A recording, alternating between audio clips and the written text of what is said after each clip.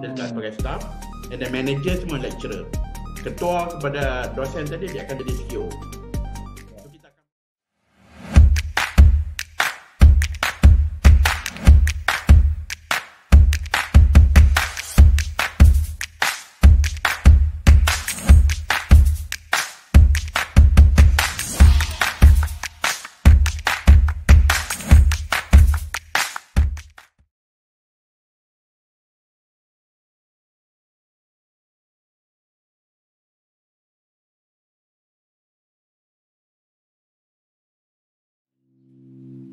Nah itu how to encourage lecturer ya.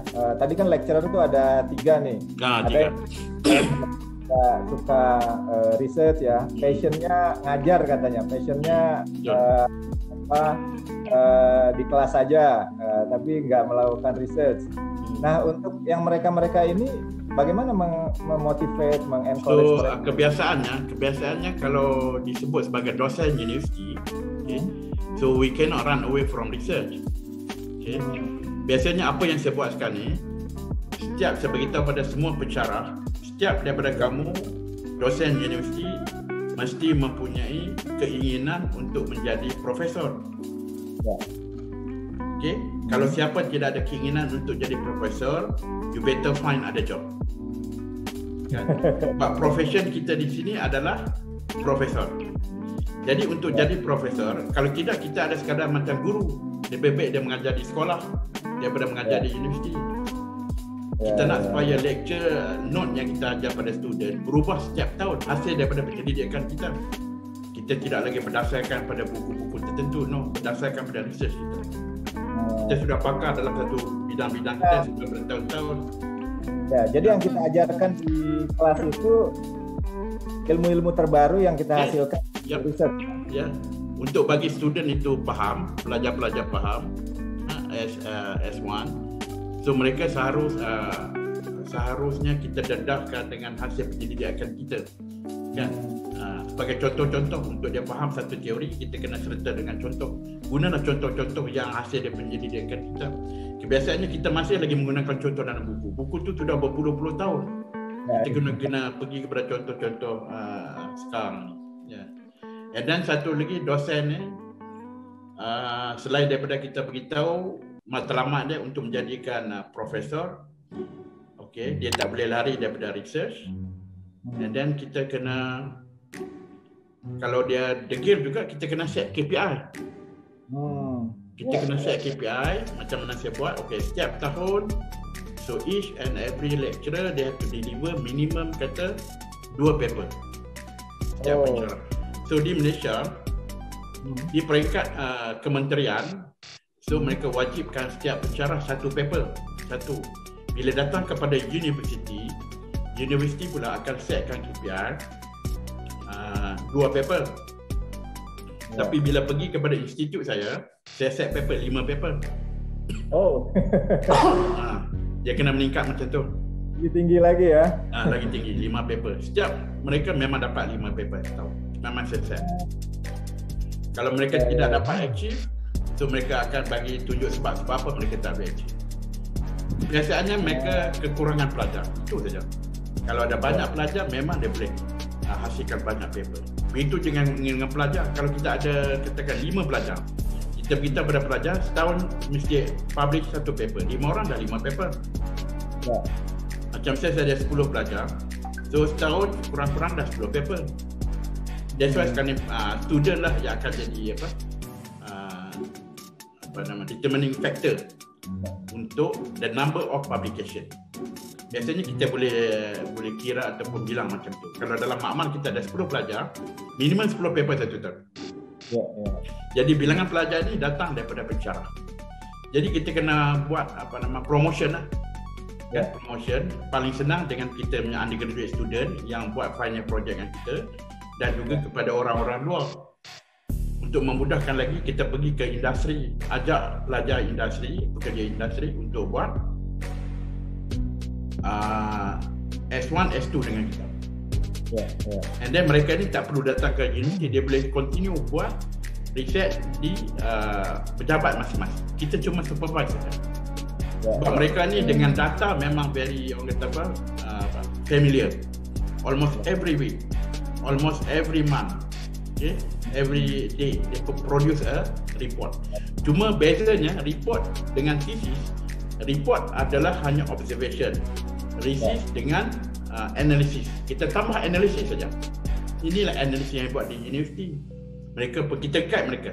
Bila dia dapat satu result, kita beritahu, okay, you continue dengan ini, you continue dengan ini, continue dengan ini. Untuk go to quality journal, lebih banyak analisis, so you can climb your paper from 4, okay, Q4, Q3, Q2, Q1. Kalau complete satu paper, itulah kita boleh pergi sampai ke level Nature. Dengan dia baca satu paper saja, dia dapat maklumat segala-galanya. Keseluruhan maklumat berkaitan dengan masalah tersebut ada dalam paper itu. Itu yang dikedaki. Jadi masalahnya sekarang, oleh kerana kita tak dapat nak includekan segala-gala maklumat, sebab apa, limitation of kita punya equipment. Instead of kita sepatutnya masukkan 5 analisis, kita cuma masuk 2 analisis. Pun boleh kita masuk penetrate journal, tapi setakat Q4, Q3 sajalah. Tapi kalau complete semua, boleh masuk Q1 and Q2. Jadi kalau benda tu benda baru, and then you can go to Nature. Novelty-nya jelas gitu ya, ada novelty-nya jelas. Kalau ya, syaratnya untuk bisa ke Q1 atau Nature itu novelty-nya memang harus terlihat lah ya. Satu lagi, kalau boleh dalam publication ni kita tak perlu worry sangat tentang quality. We start with quantity dulu. Ini yang saya ajar pada dosen-dosen baru, start dengan quantity. So maksudnya kita bermula dengan publication dalam conference. Participate dalam conference. Okay. So conference paper normally they require only 4 pages, 5 pages. Apa yang conference paper perlu? You punya research methodology and then you punya observation, itu saja. Tidak ada discussion dalam tu. Sebab itulah 3-4 pages saja. Berbeza dengan journal yang perlu minimum 20 pages, 30 pages. Sebab full of discussion and analysis. Galakkan yang itu dulu. Okay? Tapi sebaik-baiknya kalau boleh kita carilah conference yang ada status Scopus. So dia boleh bagi impact kepada ranking. Ya, boleh tanya Prof? Boleh. Ya, Prof, ketika Prof udah mengawali sebagai head of institute ya, kan pasti ada kondisinya berbeda dengan yang semula ya. Nah, bagaimana itu membentuk budaya gitu ya, untuk culture, memotivasi orang gitu. Yang pertama mungkin environment-nya beda gitu ya, Prof. So apa yang saya buat untuk kalau di peringkat department, institute ataupun di peringkat universitas, so biasanya saya jadikan diri saya sebagai contoh. Kan, I believe if I can do it, you also can do it. If I can deliver 100 papers a year, I think you also can do it. Okay? What we need to do now, you just follow my approach, lebih kurang macam tu. Jadikan diri kita ni sebagai icon untuk motivate dia orang supaya grow. Jadi kebiasaan yang saya tengok ada setengah-setengah tempat tu, penceramah itu sendiri pun, dia pun sendiri tak perform, and then dia minta semua orang bawah tak perform, sebab tu susah nak ikut. Satu orang katakan nak jual ubat, okay, bagaimana untuk melebatkan rambut sebagai contoh, biasanya orang buat kelakar lawak ni, dia sendiri pun botak. Macam mana orang nak percaya? Kan? Jadi kalau kita letak, that's why icon tu penting dalam satu-satu department. So kita kena highlightkan dia selalu supaya semua orang jadi macam dia. Kata siapa dah highest in your department, kata setahun dia dapat produce 10. So you have to maintain dia punya performance, dan semua orang kau boleh ikut cara dia. Bagaimana dia produce 10. Adakan yang tu. Okay? Of course biasanya kita akan lantik ketua di kalangan orang yang produktif. Kan? Kita dia supaya buat motivation di kalangan kita, kan? Itu satu. Yang kedua, kita boleh setkan KPI macam saya buat. Memang saya set KPI. And then KPI, everybody must deliver this. Okay, itu KPI. So yang ketiganya, cara saya nak bantu staff-staff yang lain saya buat dalam bentuk grup. Yang ni pun penting juga. Kita kena jangan silo, jangan sendiri. Kita kena grup kan. And grup kan. Okey, katakan saya ada 12 orang, saya bentukkan 3 grup. 3 grup, and then saya buat seolah-olah macam satu company. Okey, ada manager, CEO-nya, ada CEO-nya, and then ada manager-nya, ada staff. Staff di sini maksudnya pelajar-pelajar. Saya letak sebagai staff, and then manager semua lecturer. Ketua kepada dosen tadi dia akan jadi CEO. So kita akan buat announcement every year. Saya akan minta daripada company ini, so you punya target of publication. So company ni saya target kita 30 paper. Company kita 30. Okey, 30. 90 dalam daripada institute saya 90 paper. So mereka akan plan strategi macam mana nak producekan 30 paper. So masing-masing buat strategi lah. Ada 3 manager, 3 manager. Of course dia akan divided into kita 10 lebih kurang macam tu. And then pressure manager dia akan push dia punya staff dia student lah, untuk producekan paper. So they have to go to the lab almost every day. Okay, they have to aggressively doing research in the lab untuk produce data, from data buat paper. Jadi ini yang saya buat. And then bila kita produce satu paper, nama kita kena share dengan semua orang. Share dengan semua orang. Actually affiliation dalam paper lagi banyak sebenarnya lagi bagus. So kita akan dapat citation dengan lebih banyak. Kita jangan jangan kedekut dengan affiliation. Bubuh banyak-banyak. Pelajar kita semua kita bubuh.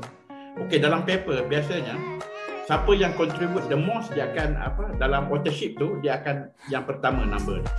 Pertama. Kita sebagai supervisor, kita adalah corresponding author. Kita tak perlu bimbang mana nama kita letak.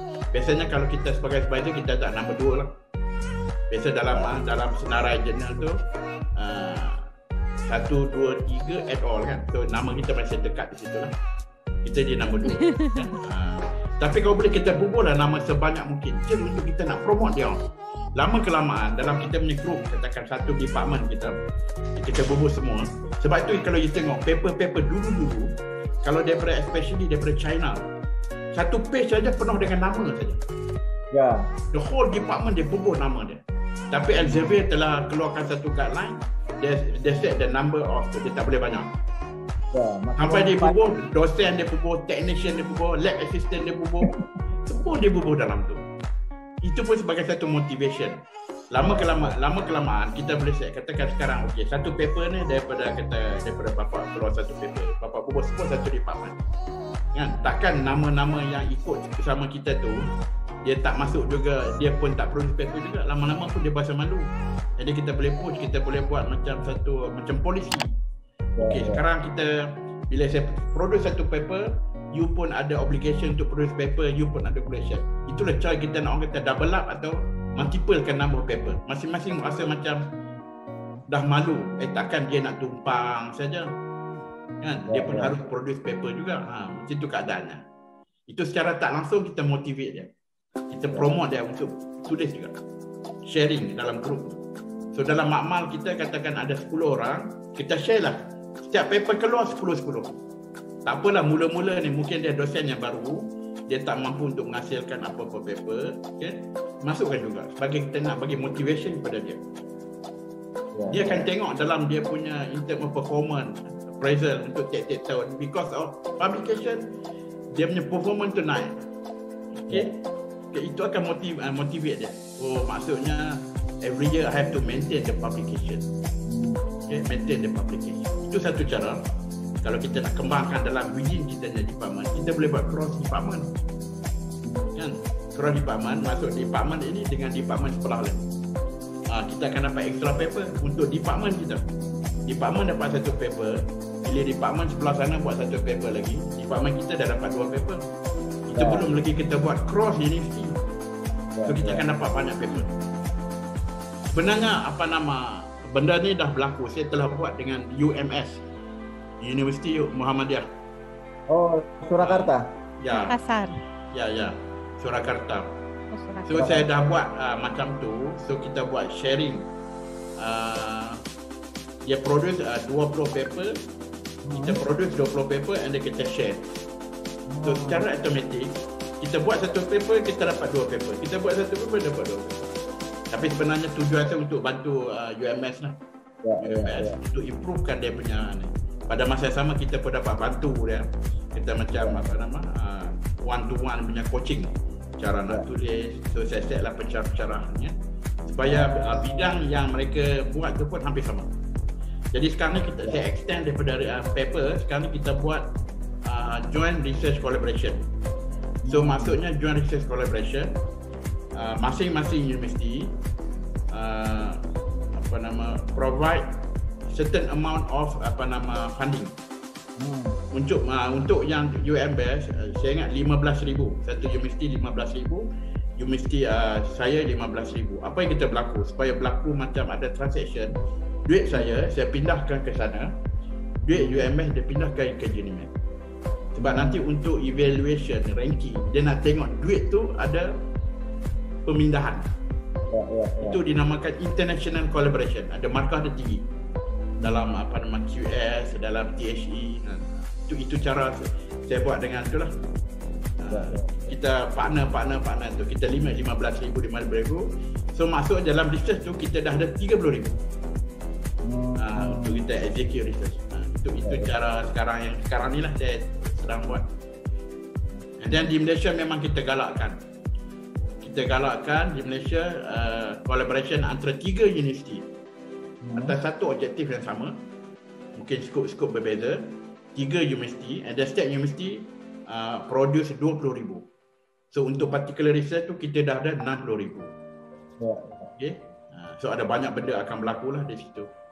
So ini yang kita buat lah. 60,000 ringgit ya? 60,000 ringgit. Berapa ini researcher yang terlibat itu? Researcher satu. So setiap researcher dia ada satu leader lah, and then bawah leader tu kalau dia nak letak 3-4 orang tu tak apalah. Ada student juga involved di student juga involved. So setiap universiti ada student, and then kita boleh buat sharing supervision pun boleh, tak ada masalah. Semua tu ada dia punya, orang kata ada dia punya markahnya.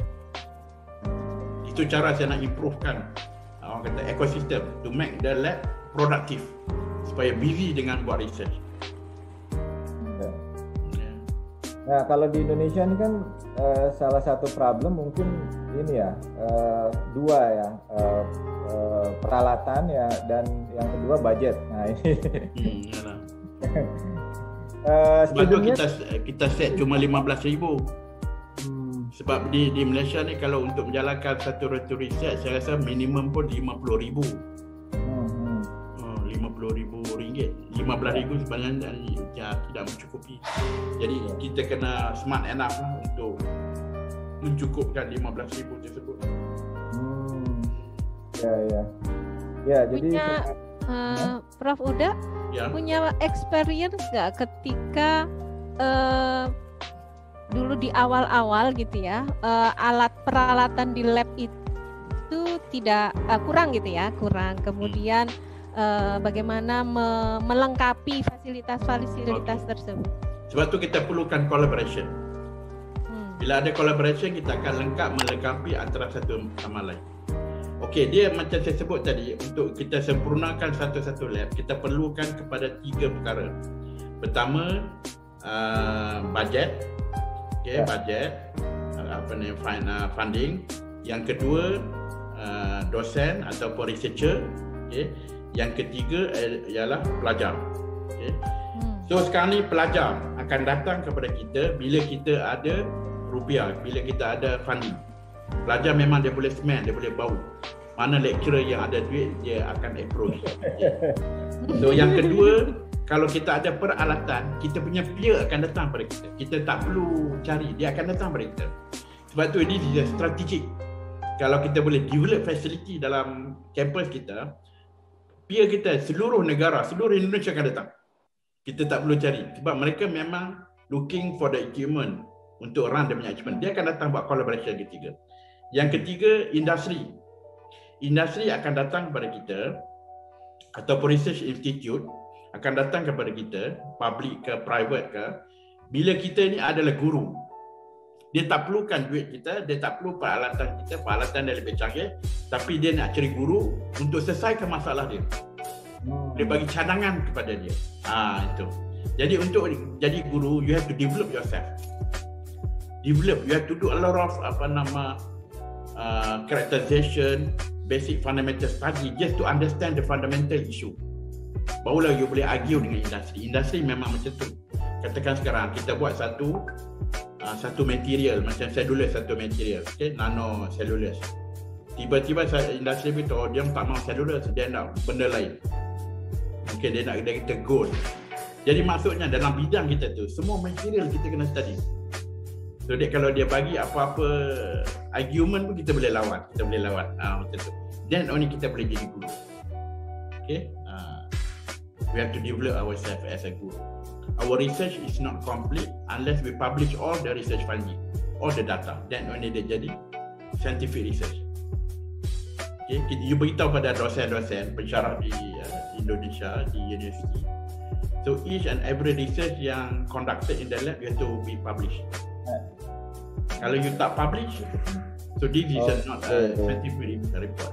Scientific research. Scientific research means something that people can observe, people can repeat, people can comment. This is scientific research. So they have to publish a lot. Oke, jadi tadi yang terakhir Pak Prof Huda itu yang paling penting selain di lab itu ada peralatan, ada fundingnya. Nah itu yang paling penting resources kita adalah student dan lecturer ya, student dan lecturer.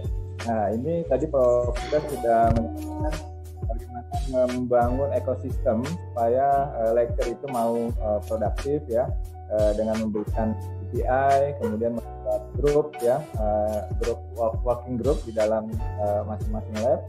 Kemudian di treatment labnya seperti layaknya company. Jadi CEO-nya, ada manajer-manajernya, ada student-student ya,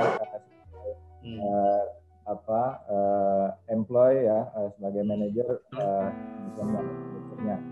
Nah terus kemudian kalau ada yang tidak achieve itu apa treatment? Yang tidak achieve? Tidak achieve target gitu kepada itu apa treatmentnya? Tapi sebaik-baiknya kita kena membantu. Yang tidak achieve kita bekerjasama dengan beliau supaya akhirnya dia juga achieve. We have to work in team. Kita tak boleh singkirkan dia sebab dia masih lagi dosen. So kita kena libatkan dia dalam aktiviti-aktiviti kita. KPI itu pun satu kan. Kecuali kalau kita boleh eliminate dia daripada department kita, itu lain lah. Macam di industri, kalau satu orang tak achieve, tak perform, dia akan dipindahkan ataupun dia akan dibuang terus. Tapi rasanya kita tak boleh begitu. Tidak ya. So we have to motivate, we have to involve them lah. Selain daripada KPI, kita set KPI. KPI. So every year you have to. Tapi kalau boleh yang penting sekarang lihat kepada jumlah pelajarnya. Setiap dosen mesti ada pelajar. Kita push dari sudut pelajar. Setiap dosen mesti ada pelajar. Sekurang-kurang satu orang pelajar. Tapi sebenarnya kalau kita very kreatif, S3 pun kita boleh guna sebagai pelajar. Sebab S3 pun akan ke makmal untuk buat final project. So daripada situ pun kita boleh generate data, dan kita boleh publish paper. Macam saya di universiti untuk S3, dia kena publish paper sekurang-kurangnya 2 paper. S3, yes. Saya nak ajar mereka supaya mahir dalam penulisan, mahir dalam presentation. Sebab these two element is very important as a soft skill to is an added advantage kepada undergraduate student. Tapi sebenarnya pada postgraduate is a must. Maksudnya dia wajib. Dia mesti mahir dalam publication, dia mesti mahir dalam presentation.